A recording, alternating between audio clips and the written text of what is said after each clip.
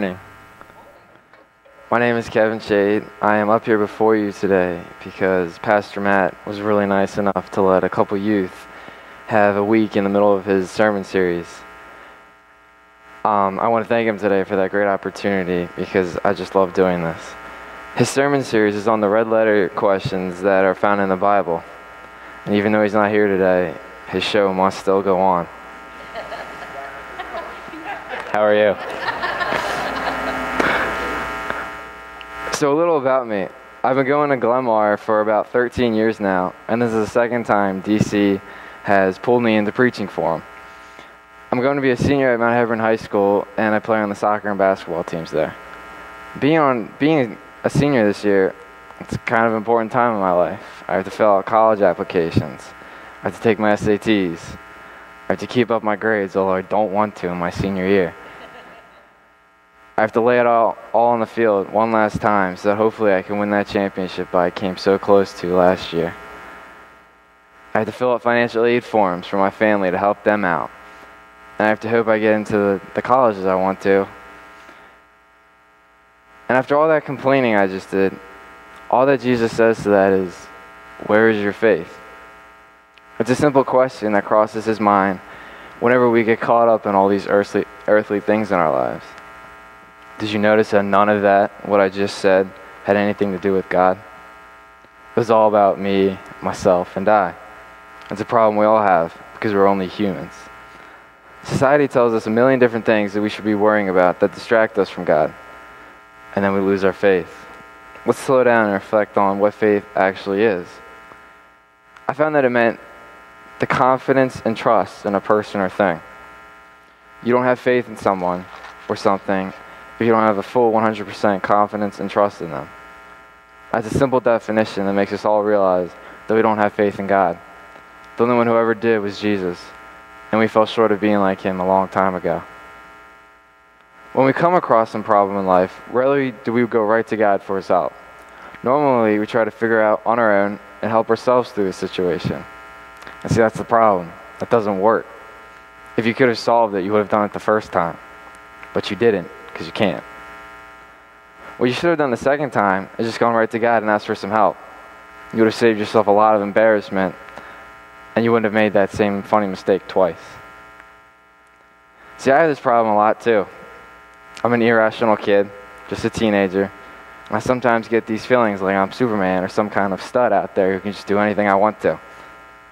It's quite ironic because when I have those feelings, I often reminisce on those times where I felt so big, and I say, wow, I actually got nothing done. My best example was when I took my driver's test.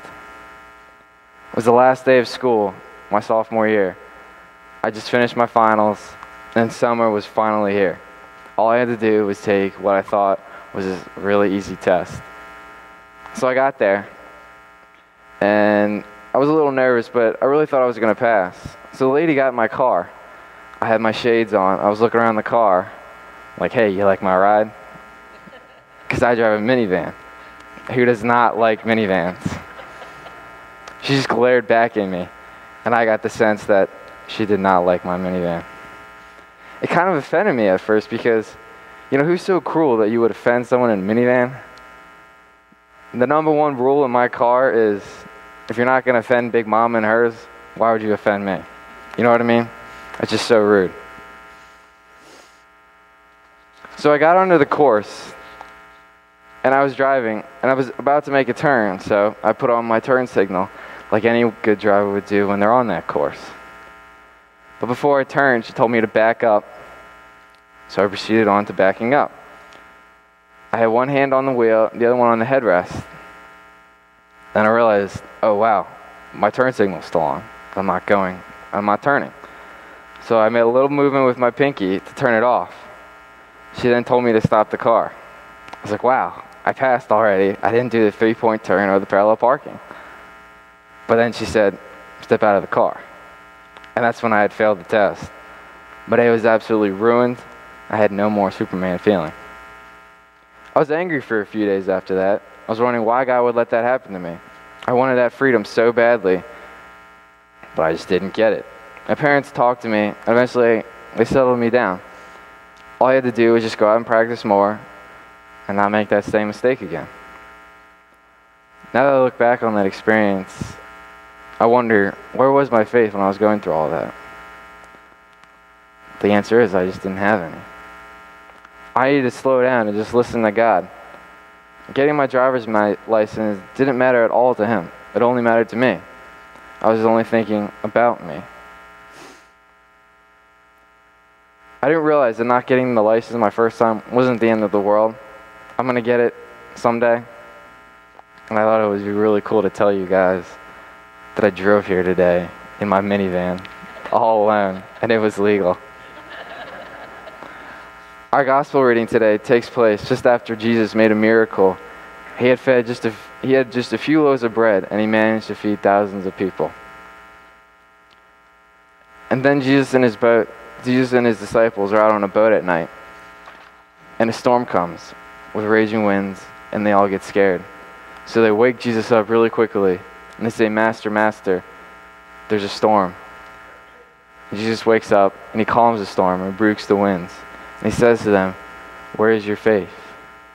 Jesus' own disciples lost faith in him when they saw these big earthly waves coming their way. And they had just witnessed an amazing miracle that Jesus had just performed right in front of their eyes. But they were scared of the wind coming their way and the big waves right up in front of them. I just got back from a mission trip with the youth group that went to Jacksonville. The whole point of a mission trip is to grow in your faith and get out of your comfort zone, because without doing that, you can't grow in your faith with God and grow in yourself. There were 2 times that stuck out to me as times where I just lost my faith in God because I was scared of what I had to do.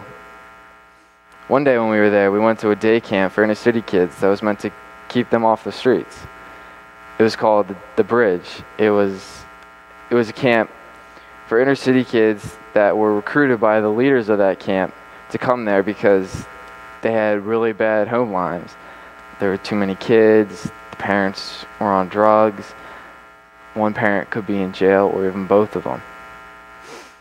But when I got there, I was really scared because I had this stereotype that we just wouldn't fit in because we weren't from the city. But we did.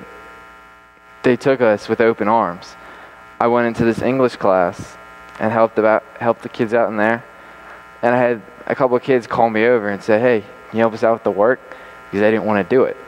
So they wanted me to basically do it for them. I found it quite ironic because they were telling me how they were the studs of the class. But it was quite ironic too that they didn't get their work done. The other time I was extremely out of my comfort zone was at this soup kitchen we went to called the Clara White Center. My job was to watch all the people walk in and who seated themselves down first with their tickets held in the air. And I would then send a server to that person who sat down first, and they would eat.